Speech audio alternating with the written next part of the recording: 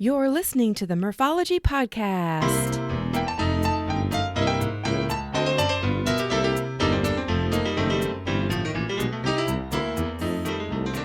Thanks for tuning into the Morphology Podcast, aka Murph here to share interviews about biking experiences from cyclists who have pedaled to places all over. Each week, we'll get to know new people and explore new destinations to ride your bike. As you listen to these adventures, you may wonder, why haven't I done that yet? Well, this week, meet Scott, who is a lifelong bike tourist. He named his bike Mustang Sally, and together they just completed an 18,000-mile self-contained journey with a mission to raise money for national parks. He called it Parks Pilgrimage, and he was able to visit 33 national parks in one continuous bicycle tour. Scott is on today to tell us about this great adventure and is going to provide us with some good tips on bike travel, gear, and passion for bicycle travel. You can find his travel blog at bikemule.home.blog. And by the way, if you're listening to this episode in November or December of 2022, you can still participate in the Morphology 200-Mile Winter Challenge, especially if you need inspiration to stay active once cold weather moves in. The link is in the show notes, or you can go to the Morphology Podcast website and click the link in the menu tab. So here's Scott.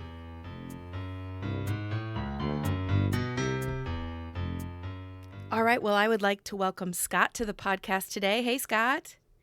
Hello. How's it going, Kathy? Good. I am pretty pumped to talk to you. I was given your name and contact information by a guy who you ended up meeting through the Warm Showers app. And the reason you were even out there needing warm showers is because you recently took the adventure of a lifetime. I mean, in my opinion, it's adventure of a lifetime. By I was bike. gonna say let's hope that's not the largest one I do in my life. Yes, exactly. Yeah. But it was biking to all of the national parks. Like this, I'm sure this is on a lot of people's bucket list, whether it's by bicycle or via vehicle. But that's why you're on, is to talk about that today. Yeah. Well, one thing is there's a small caveat. I wasn't able to reach all of the parks because the fire season of 2021 altered my path so much Oh, yeah. that by the time I covered the 18,000 miles I said I was going to cover, but I reached 33 of the 51 national parks in the U.S. in the lower 48, and I there were two that I got to but couldn't get on, the island ones, Isle Royale and Dry Tortugas, because the lead time you need to book passage onto those, the ferries that take you out, was so far in advance that for bike touring, Yeah. it wasn't practical. How many miles did you say you completed, though? In total, 18,009. 18,009. That's, Yeah. wow. That's worth repeating. 18,009. Wow, wow, Yeah. wow. So, okay, think back whenever this became a dream, and how did it change from a dream to reality? It, it's one of those, I've been touring my whole life. So I'd done the Western Express and the Trans Am, the Southern Tier, the Pacific Coast, the Northern Tier, the Sierra Cascade route with the Pacific Coast again, and then the Mississippi River from New Orleans up to St. Louis, and then around Lake Michigan and ending in Chicago. So I've been touring a lot, and sometime in that, I love it when my tour would bring me past a national park. Mm-hmm. Right? They're just such special places. They really do. I mean, they're keystone ecosystems. They have both environmental and cultural importance and significance to us. So I just love them. And I don't know when it officially became my dream, but I just remember thinking one time, just going, wouldn't it be cool to bike to all of them in one continuous tour? And somehow, that stayed with me for 3 or 4 years. And then a couple of years ago, it really started, you can do it. You can do it. Yeah. And, I talked to a couple of friends and they encouraged me. And, I finally, at one point, you have to pull the trigger. You have to make the commitment. And it's a big commitment. This is a lot bigger than any of the other ones. The other ones, I think the longest one I had before that was 3 months, maybe 4, was the Northern Tier. Mm-hmm. And even that's a big commitment because, that's 3 to 4 months out of work. Well, this one was going to be way longer. And so you got to think about your finances. You got to think about everything. Right, And right. a couple of years ago, I left a job and I wanted to do a bike trip, and I was going to do the Atlantic coast. And I was having coffee with an old friend of mine, and he said, hey, weren't you thinking about doing it's now called the Sierra Cascade route, but originally it was called the Pacific Crest Bike Route.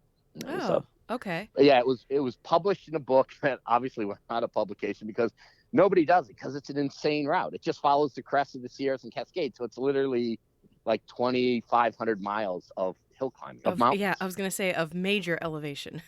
Yeah, because all you're doing, I mean, once you follow the spine of them, you never get out of them. And so, and now the book went out of publication, but people heard about it and they started asking the ACA, Adventure Cycling Association, about it. And I think they reached out to the guy who wrote the book, and he helped them map it.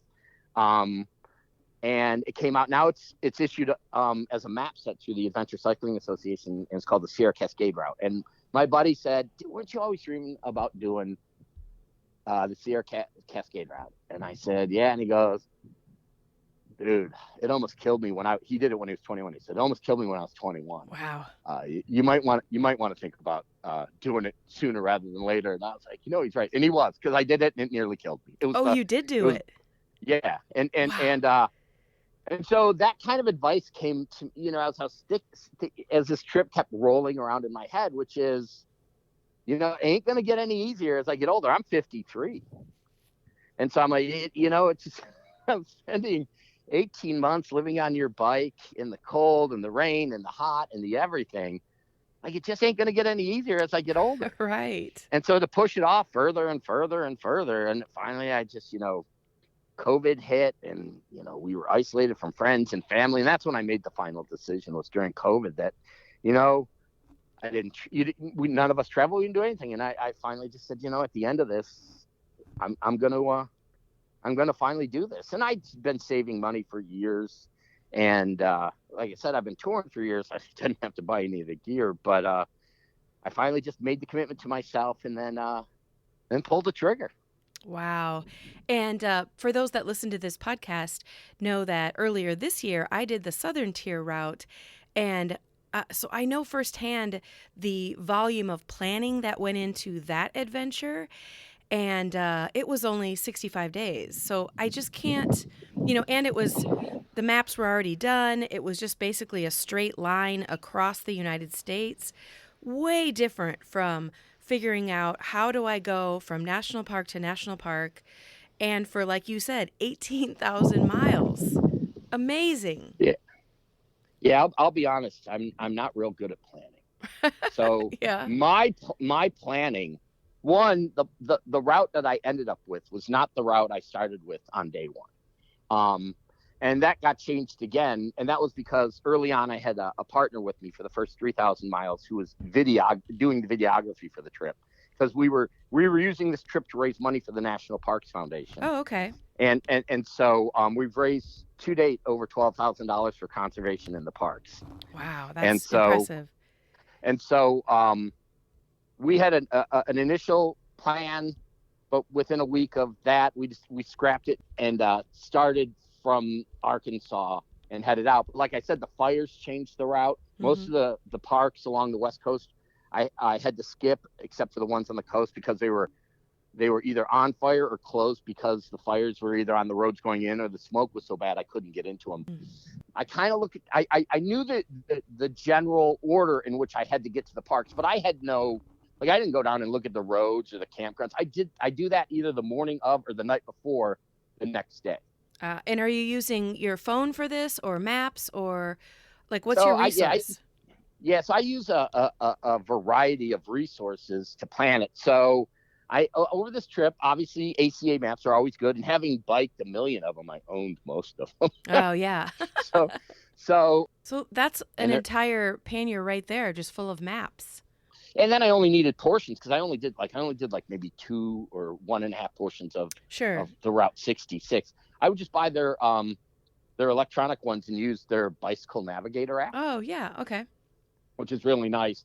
So I would use ACA maps, Google Maps. There's a camping map called All Stays Camp and Tent. Mm. All Stays has a bunch of different iterations. It has All Stays Walmart parking lots, All Stays truck stops, All Stays RV. Camp and Tent is the one where you're allowed to tent camp at. Oh, So it'll show okay. you the ones. The nice thing about All Stays is you can, so say I'm in, Knoxville and I'm heading towards my next park, which would be Mammoth Cave. And I try to stay anywhere from 50 to 70 miles a day. That's to me, it's a sweet spot. I don't, 70 miles, I roll at about 10 miles an hour. That's about 7 hours a day. You figure up, knock down, set up camp, all the little things in between, stopping and talking, people getting food, getting lost, whatever. I like to keep it in there. So then I just say it's the night before, I'll get in and I'll just start looking for campgrounds in the direction that I'm headed. Mm-hmm. I find one, I look at it. Oh, that's good. It actually, in All Stays, you can send it directly to Google Maps, and Google Maps, then, will route it using the bike app. Oh, nice. Okay. Yeah. And so then I have a route for the next day. So a few times I created routes through Garmin Connect and then sent them to my Garmin. That's only for going through cities and stuff like that, if the city didn't have a good bike path going through it. So those were primarily the resources that I would use, and then I would just roll. I love it. I love it. And, you have to have the mindset starting your day that I'm just going to roll with it.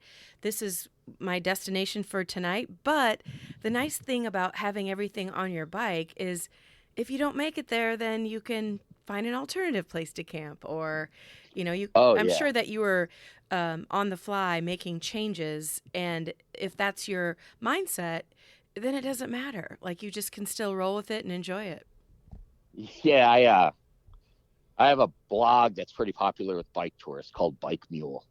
Oh, okay. Named after the fact that I pull everything in a trailer, so I kind of feel like the mule in the whole setup. Yeah. And in one of my blog posts, I once said that if I camp in the evening at the place I set out to camp at in the morning, I feel like that was a pretty triumphant success for me. and on my very first transcontinental tour, which was really basically my first tour, I'd done a couple overnighters, but nothing, like no 1 week tours or anything like that. I sort of developed a strategy of picking 3 campgrounds. One, this is the one I want to get to. And then you have that day, not many, but you have that day where then you hit your 60 miles and you're fresh and it's 1 in the afternoon. Yeah, you want to keep going. Yep.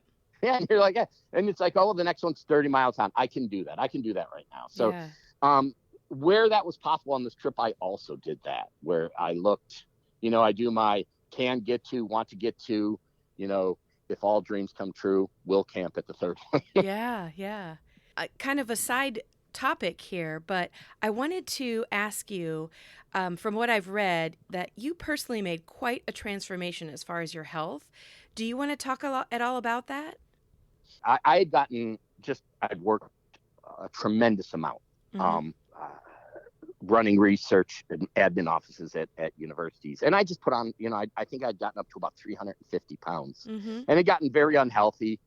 And when I left a position, and this was in 2017, and that's when I did the Sierra Cascade route and then came down the Pacific Coast. And on that, that's when I lost 89 pounds on that trip, and then continued to lose, and then continued to maintain it. I'd grown up racing mountain bikes and touring, but after law school and then, successively getting, going up the career ladder, you just work more, and you're, unfortunately for me, it let my hobbies like biking and stuff like that drop. And then, you start eating unhealthy because you're eating from, you're getting your breakfast delivered at the office and your lunch delivered at the office, and you're picking up dinner on the way home. So you're not cooking. So you're eating at restaurants. So I just gotten really unhealthy.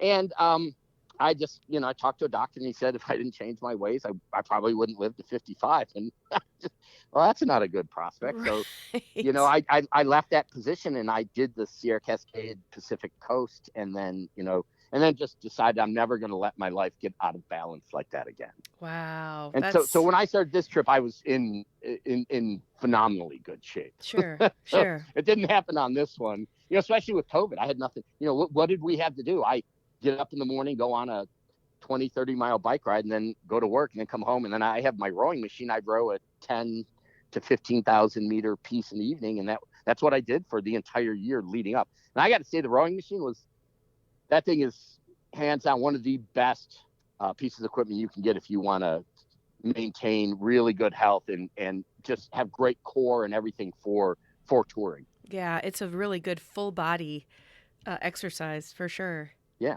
Yeah. Well, and obviously you had to have been in shape to be able to cover 18,000 miles, both physically and mentally. But do you want to share some of your stats? Like we know you went 18,000 miles, but like tell us a little bit more about this latest adventure through national parks. And if anybody wants to, they can go to my Instagram. Yeah. And the project was called Parks Pilgrimage, and it's set up we set it up with the National Parks Foundation, and actually all the money that I raised through it is put into a restricted account that can only be used for conservation in the parks. Oh, that's awesome. So yeah, and so but I did a final like a little inventory on my last posting, which has 1 minute pictures of every park that I hit. It has the a list of all the inventory, but if you'd like, I could give you those right now. So it was 18 months, 18,000 miles, 42 states, 33 national parks, 14 UNESCO biosphere reserves, 9 UNESCO World Heritage Sites, 3 national grasslands, 2 national seashores, 2 temperate rainforests, 8 time zone changes, 6 times crossing the Continental Divide, 60 plus national forests, 400 plus nights of camping. I went through 9 chains, 4 sets of Wow. brake pads, 2 complete sets of cables and cable housings, 2 saddles, 5 rear tires, 2 tents, 2 complete drivetrains, and 2 trailers because the guy backed over my trailer in a campground. Oh my gosh, that is amazing. So It's hard to wrap around. Like that is amazing. So the first thought that comes to mind when you give off that list, well, besides the fact that I'm like, wow, I want to do this. How were you able to financially keep touring? I put a lot of money in the bank, for one. Yeah. And 2, when I left my position, I managed the contract office at the University of Arizona for research. And when I left, they asked if I would go to reduced effort. So I actually I did a contract. I helped support the team and redlined contracts and reviewed work of the people in my office while I was on the trip. So I could be Oh, yeah. literally sitting in my tent at night with my iPad doing it. It's funny. I met these 2 kids on the Oregon coast, and we were biking together, and they were following me going into, I think, Gold City. And when we got there, one of the guys pulls up behind me and he goes, "Were you negotiating a contract while we were biking?" And I'm like, "Yeah, why?" And he's like, "Yeah, it's just like when I get close to you, you'd be, arguing contract clause." And I said, "I do that all day long." My office would call me all day long, and we would just discuss it. So between what I had saved and then what I could earn at reduced effort through the university is how I supported myself. Okay. Okay, that makes sense. And Yeah, okay, so I want to talk about like I guess before we started recording, we talked briefly about, panniers or having a trailer and yeah, everybody kind of has an opinion on that. But can you tell us for this adventure about your bike and your bike setup? yeah. So my bike is a 2017 Surly disc trucker named Mustang Sally, and I don't tour with bags unless I'm going to be on single track. If I'm going to be on road or even dirt road, I prefer to pull a Burley Nomad trailer Okay. with me. And the reason for that was very simple. My very first tour, I just come back from teaching abroad in the South Pacific as a volunteer. And when I got back, I just wanted to see the country. And I only had one bike, and it didn't have braze-ons for racks. And a buddy of mine owns a shop and bike shop, and he's like, I think they have these trailers you can hook up to a bike, and he found it, and I ordered my first Burley Nomad, and I've been loving them ever since. I'd had a few overnighters before that. To me, I really, they have, like I said, they have like you and I discussed, they have both benefits and minuses. So they have pros and Yeah. cons. But yeah, And is the Nomad the one that just has one wheel in the back? no, that's the Coho. Okay, so yours had The two Nomad wheels. is the two wheels. Got it. Okay. Okay. And then, Yeah. so if you have, basically, you are dragging everything that you're bringing along in that trailer rather than bags on your bikes, right? Well, I have front and back racks, and on the bike, and I had Jand Mountaineering extended trunks on the front and the back, and in the front trunk, I had like my batteries, my sunscreen, extra snacks, some electronics I may use during the day, just things I would grab quickly, a bandana for wiping sweat off my face. And Sure. then in the back, I had, in the back trunk, I had my rain gear, my raincoat, a pair of tights, my bike tools, my tire levers, my pump, and spare tires and patch kit. So, So so stuff that you like needed accessible. yeah, things that I would grab on it. If you're riding along and all of a sudden starts to drizzle, I just reach back and throw on my raincoat. Or if I start Mm-hmm. today because it's really cold, and then by 9 o'clock it's warm, take the tights off and throw them in the rear trunk. Mm-hmm. And okay, so I'm assuming that you may have had, if you're on the road for 18 months, you probably experienced about every single type of weather event. But Uh-huh. how about some, I don't know, mishaps or like major mechanical issues or getting lost or weather or I don't know, anything you want to share as far as mishaps? Well, I lost a lot. Google Maps is good in air quotes, but it does do weird things. Like I remember once, this is early on when Alex is still with me. It had us, took us. We camped to this beautiful little lake up in northern Minnesota called Lake Beatrice, and it was a little primitive campground. Could not have been more beautiful. About 6 miles in on dirt roads, absolutely stunning. And then the next day, going out 8 miles the next way, and then we'd get back on tarmac, and then from there, the rest of the day would be on tarmac up to our next campground. Mm-hmm. 8 miles down the road, the bridge is washed out. Oh, no. And not only is it washed out, the tree growing where the bridge was about 8 or 12 inches across. So, I mean, it had been washed out for years. It wasn't washed out for that month or a year or two. Yeah. It had been washed out for at least a decade. And so, our option was 8 miles back on the dirt road, then 2 miles up, and then this other way. It was going to be about 18 miles of detour. Or what we did is we took everything off the bike, climbed down this like 60-foot embankment, and carried everything across the river over our heads, and then up the other embankment and put it in. I think it took us 6 trips to get everything across. Wow. And then we just assembled the bikes, because I'm not kidding. 250 yards past the other bank, I could see the tarmac. Oh, wow. Like, so it was either do that and go across the river, or the 18-mile detour to get to that exact same spot. So that's what we did. But I mean, that's just one. I mean, I got caught in snowstorms. I got caught up in Montana, got caught in a thunderstorm that was so bad that the campground caretaker told us to get out of our tents. We went and sat in his house while it blew over. And then when we got back, like my tent, it just blown both our tents over, filled them with water. I mean, the wind was so unbelievable, but it had bent my poles so bad that as I would try to zip my doors closed, it was pulling the screen mesh apart. So because the tension was so bad on it, and then the mosquitoes started getting through. So I had to replace.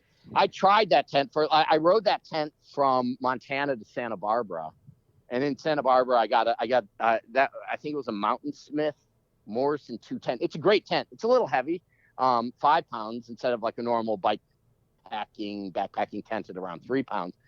But I like things that are a little more durable, especially when you're doing what I'm doing, because they're just not made for 18 months of abuse. Right. I was going to say, every single day putting the same tent up, that's a lot of use.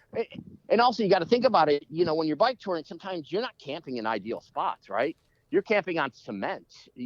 Storms coming in, so you're camping underneath shelter, underneath. If the campground will let you, underneath the pavilion where it's cement, and that kind of stuff wears at the bottom of the tent. So I kind of like a heavier tent, and I'd had that one for 2 or 3 tours prior to this one, but unfortunately the windstorm got rid of her, and I got an MSR Hubba Hubba NX2, which is good, but it is definitely a lighter tent, and it's already going to need to have the poles either fixed or replaced. Oh yeah. You'd be like a poster child for how much use can you give a tent before it fails, because Well, you're out there using it. Oh yeah, I'm doing right now at the request of people from my Instagram account for the project. I'm doing what gear worked and didn't work. Oh yeah. And they gave me a list of stuff that they want me to cover. And so I'm going to start that either this week or next week and just go through all the things that I liked and things that I didn't like. And that tent, I would recommend the Hubba Hubba. I'd recommend the Hubba Hubba for, like a Transcon. Like I said, it was showing some severe wear at the end, but I mean, it made it, let's see, I was about 5 months in, so it made it 13 months. That's impressive. Yeah. Yeah. And that's a lot of camping too. I mean, it was, desert, ocean, mountain. I mean, the entire time I was in the Appalachians, it was 30 days of rain, just rain. You pack up your tent in the rain, then you unpack it in the rain, and it's just rain, rain, rain. My feet began to like crack, and they, when I finally get dry, my feet would hurt because they would be drying out and they'd been wet for so long. Oh yeah. So yeah, I mean, but that tent went through a lot. I mean, went through snowstorms in the Appalachians, windstorms. It's a good tent. I would recommend it for people. Just, like I said, a tent like a Morrison Tour, one of those ones that's technically still considered backpacking, but they're on the cheaper end because they're heavier, but they're a heavier, more durable material. Mm-hmm. I mean, the reason I went with the MSR Hubba Hubba NX over, say, like the Big Agnes Copper Spur was because it does have a slightly, I think the Copper Spur uses a 10 denier nylon and for everything on it, and the Hubba Hubba uses a 20 denier on its bottom on the bucket portion of it, so it's slightly thicker. And I just, knowing how many tents I've gone through over all the years of touring, and I just decided that would be a little bit better. And to be honest with you, the bottom and everything on the tent, I do use it with a footprint. Mm-hmm. Definitely did. It wore that way. It was the poles that I saw the wear on. When you think of all the stuff you have on your bike, you're not, or at least this would be my thought process if I was going to be traveling for that long, is, sacrificing a little bit of weight to get a quality tent is way better than worrying about, oh my gosh, this is a pound and a half more than the tent I want. Yeah. Like, who at that point, you got to think about comfort a little bit. Well, yeah, on a trip that's, I can do anything for a month, right? But when you're looking past 2 or 3 months, comfort has to be one of the considerations that you make, right? Right. You got, I mean, because it's not just the physical part that is going to wear you down. Eventually, mentally, you'll wear down on a trip like this. And there was a 3 or 4 month period in the middle there where I wanted to quit every single day. I mean, it was just miserable. It was wet. I was lonely. Nobody was donating to the project. And I just, then ideas of doubt start creeping, like, why did I do this? Why am I giving up a year and a half of salary? All these things. And if you, at the same time that these doubts, which are natural, are going to come no matter what, it doesn't matter, who you are, you're going to experience it. If on top of that, you were on some sort of like austerity program, because of weight, you would just make it miserable. So I had some things on the trip that, yeah, definitely, I carried a Helionox chair, the Chair Zero. Yep. And I carried my Kindle. For years, I didn't even, my first 5, 6 major tours, I didn't bring a stove with me. I just, it's just tuna and peanut butter jelly and bananas. And it was on my tour up the Mississippi that I first brought a stove, and I'm like, why haven't I been doing this before? But if if people think of a typical day in your life, right? You have the comforts of a temperature-controlled area, you have heat sources, you have food sources, where you're on your bike every single day. Like, so having a tiny stove in your bag, might add a little bit of weight and bulk, but come on, like a warm meal occasionally or daily is probably like a luxury. Oh, it is. Especially, I'll be honest with you, it was coffee that finally won me over. Ah, okay. I was just having a nice cup of coffee in the morning to start the day. Do you know what the Mojave water bottle is? Mojave water bottle cage. No, I don't. Okay, so it's made by Velo Orange, and it's a water bottle cage that'll hold an Nalgene bottle Oh, okay. instead of and or what everybody in Arizona did, which I adopted, is they use those insulated bottles, and GSI makes a really these light ones called microlights that weigh, I don't know, like half of what a normal insulated bottle is. It only weighs a couple ounces more than a regular like 24-ounce water bottle, Okay. plastic water bottle, but it's 1 liter. And the GSI ones, literally, when I was up on the northern plains during the summer, when it'd be 100, 105 every day, I could literally put ice water in it one afternoon, and there would still be ice water in it the next afternoon, Oh, which is absolutely wonderful. But one of the things I started doing on this trip was, especially during the stretch during winter, because it just got so cold at one point, was when I finished making my dinner, I would boil my second pot and make my coffee that night and put it in the thermos, and it would still be piping hot. Put it in my water bottle, it'd still be piping hot that next morning. So I didn't even have to get out of my tent. I just have 1 liter of piping hot coffee, and I'd open that up and do my reading, and then eat my breakfast. Normally my breakfast in the morning would be fruit and maybe some Pop-Tarts and, some kind bars or something like that. I got pretty lazy by the end, and I wasn't really doing a lot of like oatmeal and stuff. sure. When it got hot, one of the nice things those water bottles are good for too was I would, right before I go in to find my campground, I'd find the last store, and then I would buy a quart of milk and pour that in there, and then a box of cereal, and I'd have cereal for breakfast or for dinner and breakfast, and the milk would still be ice cold in the morning. Ah, that's a game changer. Yeah, and what switching over to insulated water bottles was by far, I'd done it before this trip, but by far one of the best tricks that I'd had for this, little hacks for my bike that I had for it, because like I said, cold water when it's brutally hot was really nice. Hot coffee without having to get out of my tent on a cold morning was an easy way to start my day. Being able to get cold drinks and use them for my meals was also really nice. So that was a wonderful little change on the bike. Oh yeah, and Plus, I'm you're not drinking plastic. right, right, yeah. And I'm personally not a coffee drinker, but I can tell you I know enough people that I tour with that coffee is life for them. So, like being able to just wake up, stretch, and grab that bottle and have it have hot coffee in it would, like I said earlier, I mean, that's a game changer. Oh yeah, yeah. A lot of So I stayed with a fair amount of warm showers hosts on this trip, and I think that was the number one thing most of them loved was the Mojave water bottle cage and the GSI microlights, because they are so much lighter than regular insulated bottles. And I found them to be pretty robust because, over the years with Hydro Flask and all the other ones, I've dropped them and you break that Yeah, vacuum seal. yeah, And then it's just a heavy stainless steel bottle. right. It's got no insulating part. I love it. And That's yeah, going to so be on they're my great. Christmas list, I think. Well, that's funny.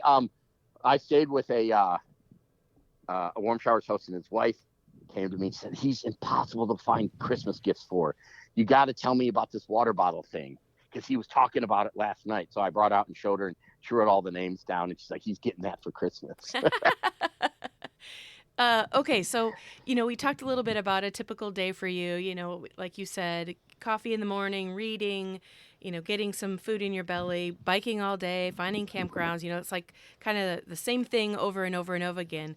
So after 18 months of that, I I have to wonder what it was like to transition back to. I'm going to put it in air quotes, but normal life. Like, what was Well, that like? I've only been off the road for a couple of weeks, so Oh, so I'm you're still. just getting back into it. Yeah, 3-4 weeks ago is when I finished. Yeah, I'm still transitioning. It's hard. I'll tell you, the certain things that change. you've done a long tour, so one of the things you realize is your relationship to clean and dirty changes. You know, Yes, that's true. like I'll be honest, I'll get 3 or 4 days worth of wear on one pair of socks when I'm Right. touring. At home, I don't. But so you have these things that change, and also one of my favorite things is I like to call it a sunshine wash. Is you lay out a riding shirt if you can't wash, especially when I was going through the desert when it's just hard to find water. You're camping in primitive campgrounds, and it may have a pit toilet, and that's it. Just finding a sink to wash your stuff sometimes is hard. Laying the shirt out in the sun takes a lot of the stink away. Just weird things like that. But transitioning back to things that have just been like having a refrigerator and a washing machine. Oh gosh.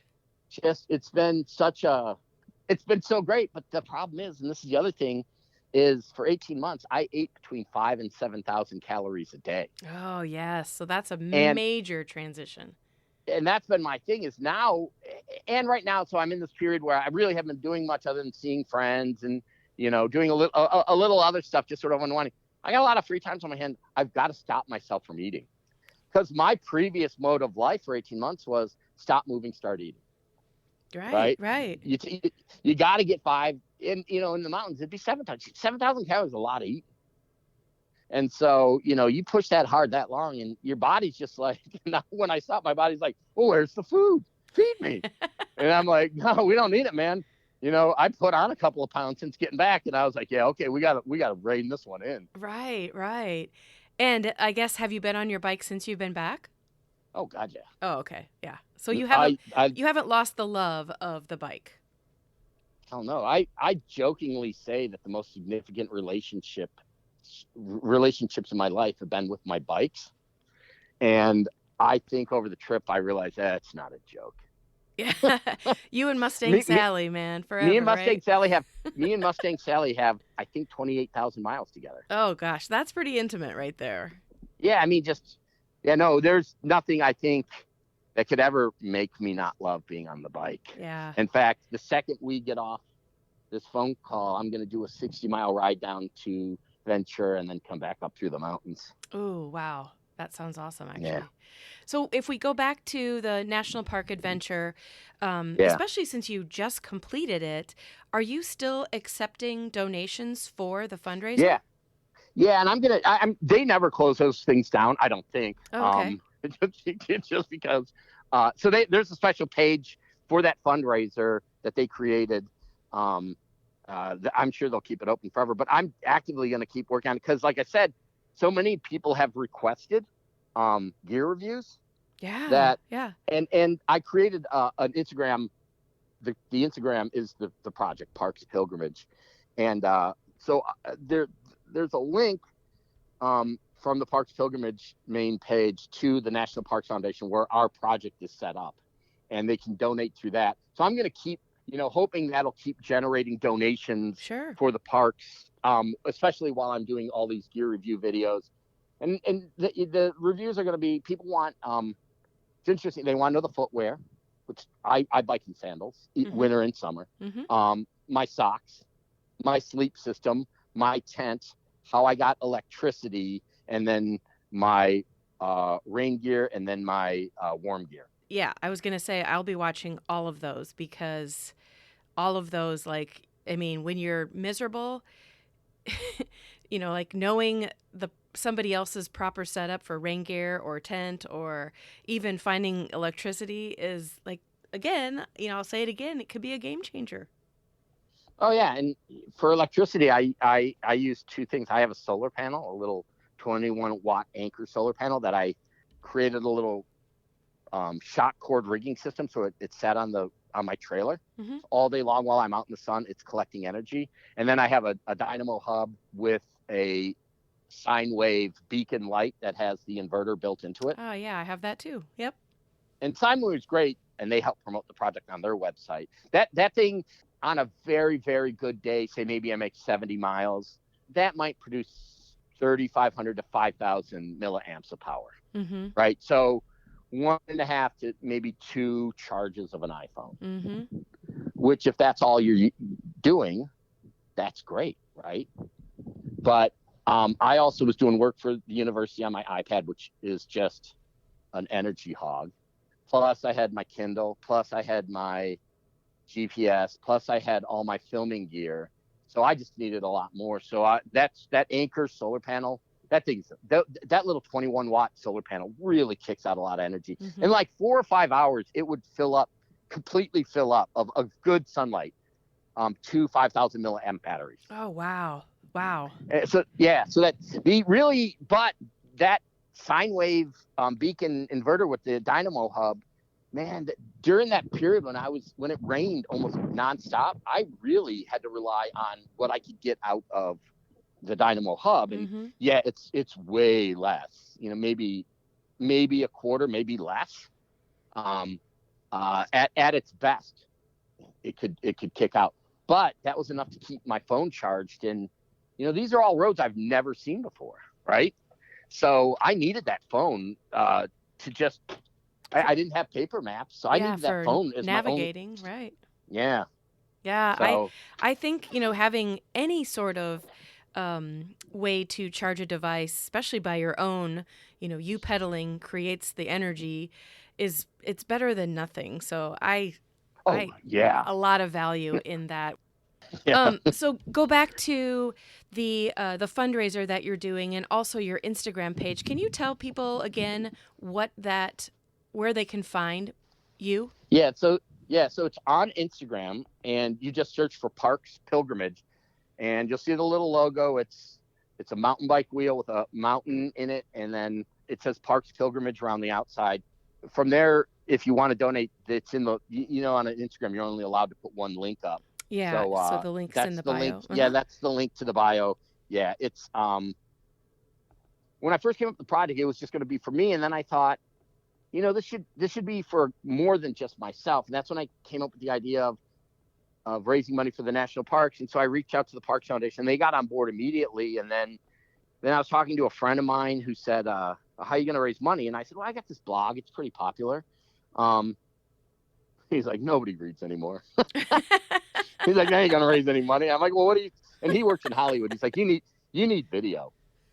So I was like, oh man, I'm too old. I don't want to learn this. Plus, I don't like, I'm not big on social media. And so that's when I came up with the idea that I was going to pay for someone to come along. And my friend Alex uh, volunteered to help, and she was amazing and did some really amazing stuff. And Mm-hmm. she helped me get it all in the beginning. But there was a lot of work getting put up to making it not just a solipsistic endeavor, right? Not just all about me and the things I want to enjoy, trying to make it more than just about, and there's nothing wrong with doing it, just a great ride for yourself, but I want it to be something bigger than that. And aside from the $12,000 that we raised, which I hope continues to go up, Yeah. I've done interviews with USA Today or one of their affiliates, and then ABC News and a bunch of local papers along the way. And it's just giving people that awareness, right, of our parks, Right. because as I would try to explain to people, especially, when I started this trip, it was literally April of 2021. We were just coming out of COVID, Oh, right? yeah. Yeah. And that was one of the hardest years financially for a lot of people. And I would say, I understand a lot of people don't have money to donate, but you know what? Just go to the park, because you don't protect what you don't love. Mm-hmm. Mm-hmm. And if you don't go out to our parks and fall in love with them, when bills come up to make them smaller, or you're not aware that appropriations bills, we're underfunding our parks as it is, you become an activist for it just by falling in love with it. So it really sort of took on more and more. And as I met more people and talked to them on the road and encouraged them, and then I would hear back from them, oh my God, I went to that park you told me about. That is the coolest place I've ever been. It made me feel so good. And that was another great sort of secondary side effect of this trip was, all the wonderful things it did for me and the adventures and the experiences that I have, but also just being able to share our parks with people. And just being able to pull out the phone and show them, oh, you only live 100 miles from this park. Look at this, and oh my God, I didn't even know that. Right. Right. And just getting people involved and get their buy-in for the love of our national parks. I love it. And I can tell you, a good example is when I'm driving, like, let's say I'm I live in Iowa and I was driving like to, I don't know, Colorado. When you pass by a sign that has a national park, you're like, wait a minute, I didn't even know this one existed. So that in itself is like, what? I should know where our national parks are. So this Uh, is such a great fundraiser that you did, and just like a super, super cool that you were able to connect biking with it. well, yeah, biking my number one love in life. Yeah.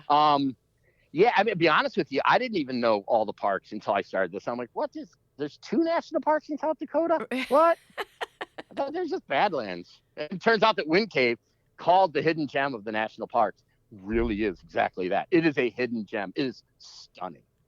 What's it called? There, Wind Cave National Park. Okay. It's in the southern end of the Black Hills. It has there are only 7 free roaming, genetically pure buffalo herds left in the world.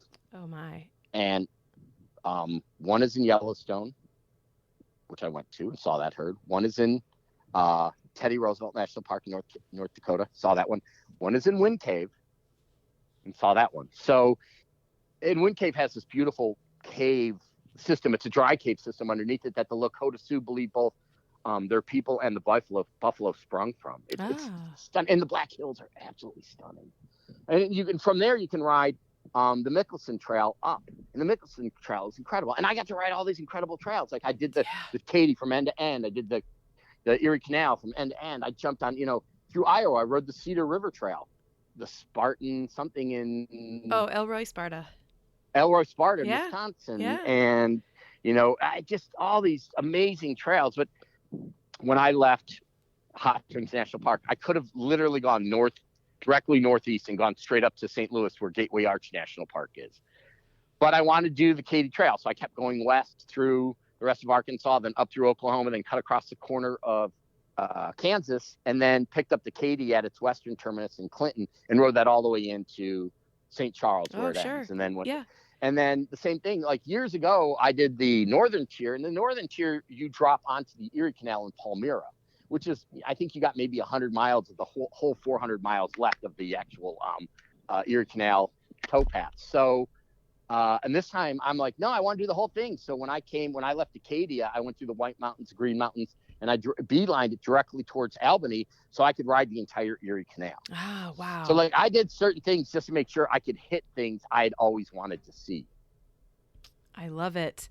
Well, we're going to wrap things up, but we have to make sure that people go over to Instagram and just look at Parks Pilgrimage. The photographs are amazing. The fundraising. There's 150 1-minute videos. Ooh, okay. The reels, yeah.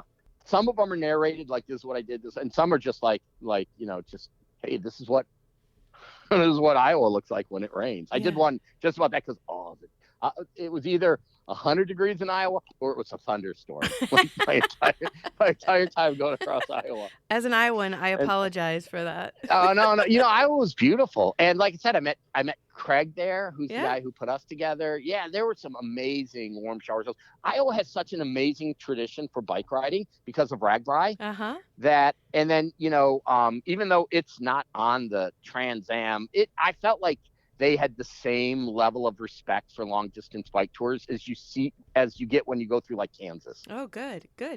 So it was just, everybody there was so friendly. Iowa was wonderful. Oh, good. Very good. Well, Scott, thank you. Go ahead. I would like to encourage people, if they do go to Parks Pilgrimage, please donate. Our parks do need it. And again, it does all go for conservation projects in the park.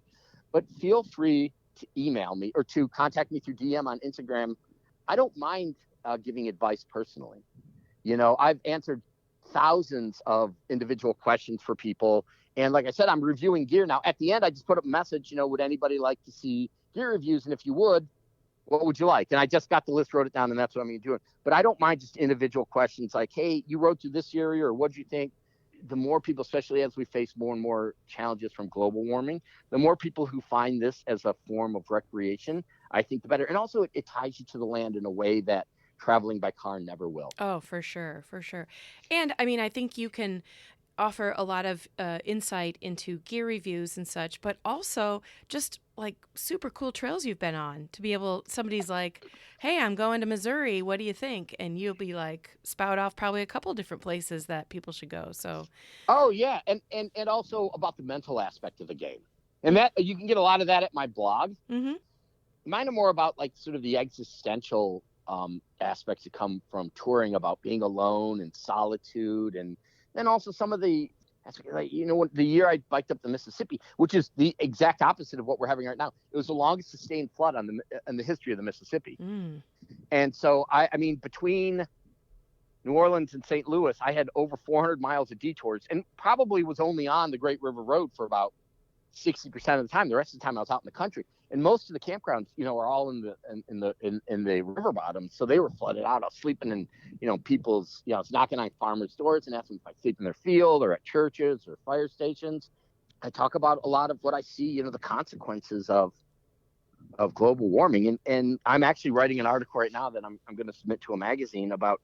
People keep asking me, like, what's the worst weather you've seen? They keep asking, they think it's going to be like a tornado, which I've been in, thunderstorms, hailstorms, snowstorms. No, it's the heat. The heat? In all my years of touring, the heat, it gets hotter earlier. It stays hotter longer in the summer. The heat waves are hotter. So they're not in the high 90s now. Now they're in the mid hundreds. And the duration is longer. They're, not 2 or 3 days, or 5 or 6 or 7 days. And so literally it's the heat that's making touring becoming harder and harder, because, and let's be honest, most people tour. I mean, you did the Southern tour. So what'd you do it? Fall or spring, right? Spring, right. Mm-hmm. Spring. Yeah. Well, most people tour in the summer. Well, probably the biggest challenge in the summer now is the heat. I spent 2 full summers back to back in different parts of the country, and the heat was by far, it was so much easier to plan for snow or rainstorms or hailstorms than it was for heat, because there's only so much you can do in the heat. Once it gets up above 100, you're taking you're taking some severe risks with your health. Right. And it's, when you're on a bike, it's the opportunities to get out of that heat are slim. Well, yeah, because if it's 105 degrees out, and you're in, North Dakota, it'll be 98 at 11 o'clock at night. And the idea that, like, oh, well, I'm not going to bike today because of the heat. What am I going to do? Sit in a tent in 105-degree heat? Right. That would be like hell. Right. So you get up as early as you can, you bike, and you try to find an area where you could maybe spend a few hours in the afternoon where you're not going to be in it, and then maybe you try to make a little more in the evening. Some days you just got to bike when it's brutal, but you got to be really, really aware. And then you've got to, that's one of the great things about having those insulated bottles. At least you always have cold water and, a way to sort of help mitigate it. But yeah, heat is by far the most extreme challenge that I had on this trip. There are a few times I thought I might have bit off more than I could chew, and I might have put my life in danger. But and luckily it didn't happen. Yeah, I made it. You made it. But it's the heat that I never had concerns about anything else. What is the address of that blog? I think if you Google Bike Mule, and I'll email it to you. I'll email you the link. Yeah, we'll put it in the show notes. Yeah, it's called Bike Mule, and it's a hodgepodge. I mean, because I've toured, one summer in law school, I went up to Alaska, so I have some stuff from my time biking around in Alaska and all my different tours around the country. So it's from years and years and years of writing. There's maybe 30 or 40 articles up on it. But it's all about bike touring. Good. Yeah. Cool. All right. Well, Scott, thank you so much for coming on the podcast and talking about, biking in general, because I love to talk about biking and touring as well. But specifically, the whole national parks fundraiser is freaking awesome. And everyone can go to the show notes to find out Scott's Instagram page and blog and all that good stuff. So thank you so much, Scott. Oh, thank you. I enjoyed talking to you. Well, that's it for this week. A few great deals to send your way. Use code MURFOLOGY at hammerhead.io to get a free heart rate monitor with your crew, too. And a shout out to Lily Trotter's compression socks. Use code MURFOLOGY to get 20% off your purchase of the best compression socks. Also use code PRIMALMURPH for 20% off your Primal Wear cycling gear at primalwear.com. Of course, email me at murphologypodcast@gmail.com if you have a topic or the name of a cyclist you find interesting. Support my podcast at patreon.com/murphology and visit my Facebook, Instagram, and website for daily entertainment. I have more great episodes in the pipeline, so I hope you continue to be a Murphology podcast listener.